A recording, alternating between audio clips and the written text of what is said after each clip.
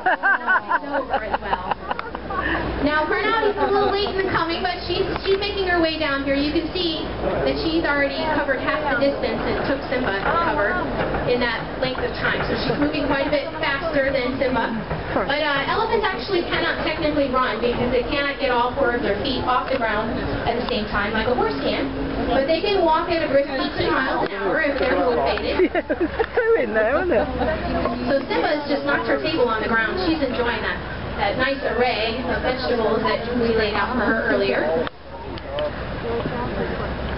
Now Carnaughty, even though she's not a teenager anymore, she definitely acts like the youngest out of the group. She'll go around and pick and choose all the things that she wants. Sometimes she'll steal food from other elephants, but she gets away with it because she's the youngster of the group, and they still treat her like the youngster sometimes.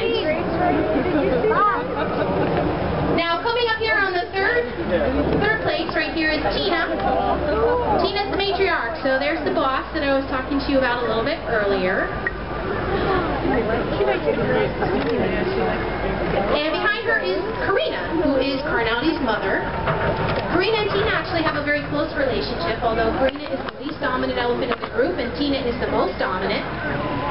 Karina definitely has friends in high places, so she hangs out with Tina quite a bit. And even though she might get displaced from time to time by one of the more dominant elephants, whether it's for food or attention, she sometimes will stick close to Tina since that's her friend. Oh, I was going to say, we're shy one elephant, but there she is. All the way to the left-hand side, coming in onto the habitat now is Rosie.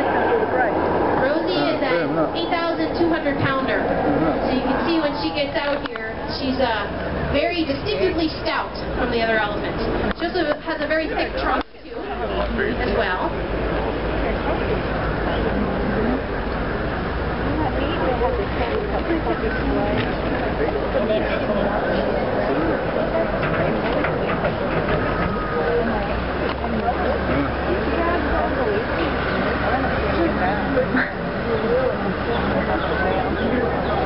Now I know some of you have seen the elephants picking up the grapes that are out here on the habitat. The grapes are very small, as you all know, but the elephants can actually use the end of their trunk to pick up a single grape without smushing it. That's how dexterous the trunk is. We will from time to time also put some Skittles out here, which is an elephant favorite, out on the rocks, and we have an elephant that will spend an hour picking up each individual Skittle. They're all gone. We never ever find a stray Skittle on the habitat ever, so it's definitely a favorite. Now what Tina's doing right there is showing a little bit of aggression. She's kicking her leg out. She's quite spry for her 42 years of age right now. But she's showing a little bit of aggression toward Rosie, who is obviously less dominant than she. And she's not making contact with her, but she's letting Rosie know that this is my spot, this is my lettuce, and if you come any closer, then I'm going to push you.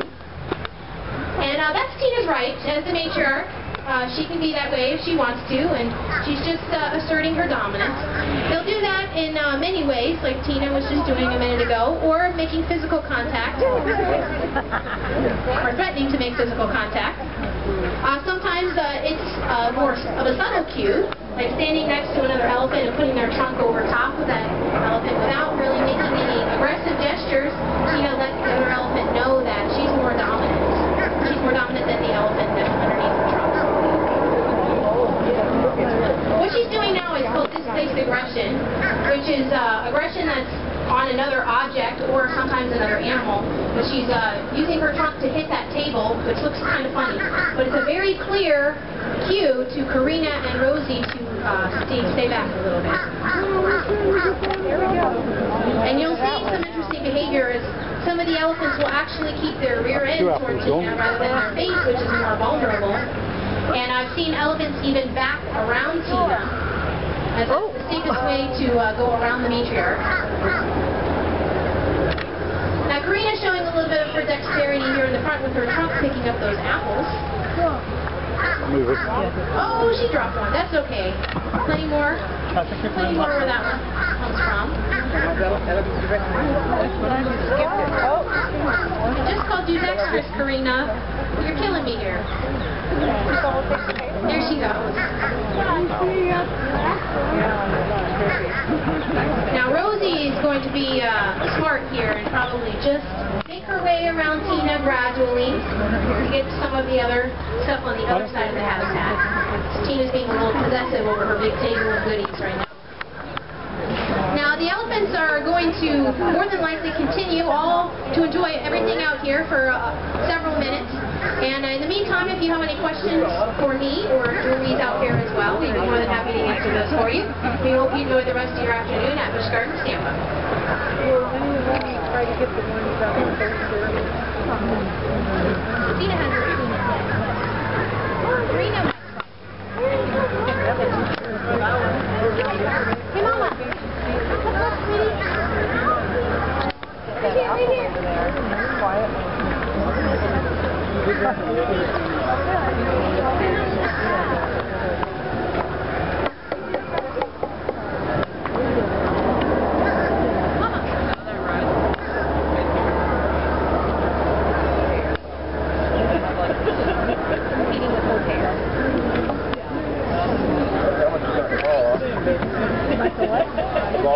You can't see out of her right eye very well, so.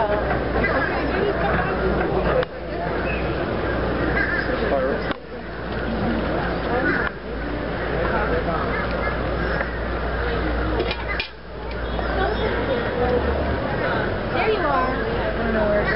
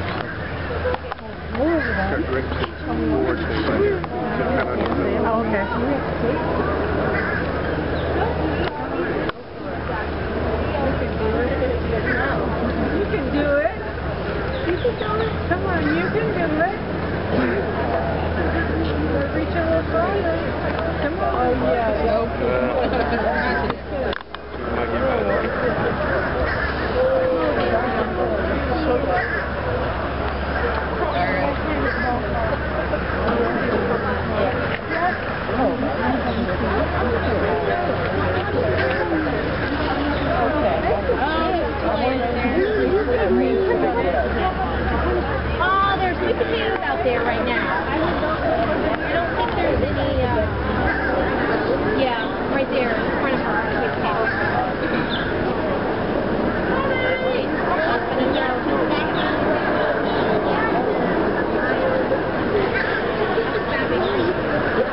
Right, here's what I want.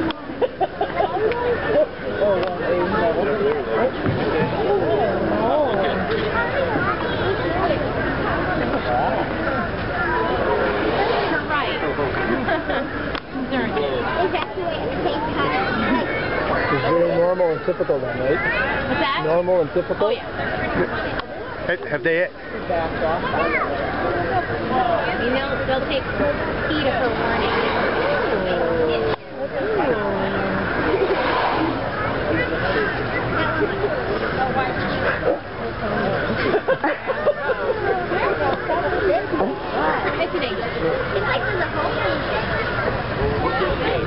I know that's good. Right. Tina's feeling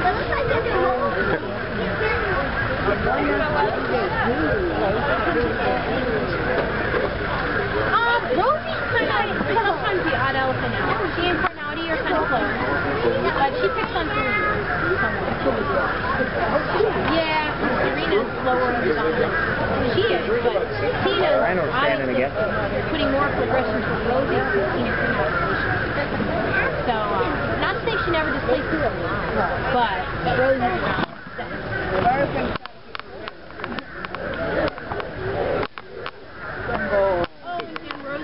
That's one of her teachers. Rosie has a very strange habit. And it's a habit that developed years and years and years ago for a lot of childhood training reviews. So we're not certain whether it was something she did when she was little,